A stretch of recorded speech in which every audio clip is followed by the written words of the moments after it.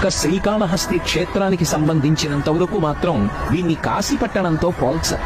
దీనికి పేరేమి అంటే దక్షిణ కైలాసము. దక్షిణ కైలాసమే శ్రీకాళహస్తి పట్టణము.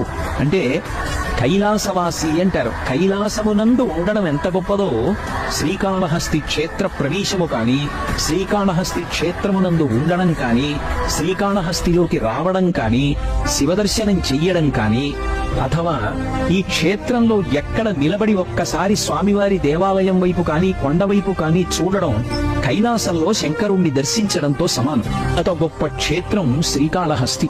శ్రీకాళహస్తి క్షేత్రం ఒక కోణంలో కాదు, అనేక కోణములలో దీనిని మించినటువంటి క్షేత్రం లేదు. ఈ క్షేత్రమునకు ఇంకొక గొప్ప విశేషం ఉన్నది. నవగ్రహములు ఆయనకి కవచమై ఉంటాయి. అయినప్పుడు ఆయన చేతిలో అవి ఒక ఉపకరణం లాంటివి, ఆయన తీసి పక్కన పెట్టేటటువంటి ఒక ఆభరణ విశేషం లాంటివి. ఆయనకి ఎవడు భక్తితో ఉంటాడో అటు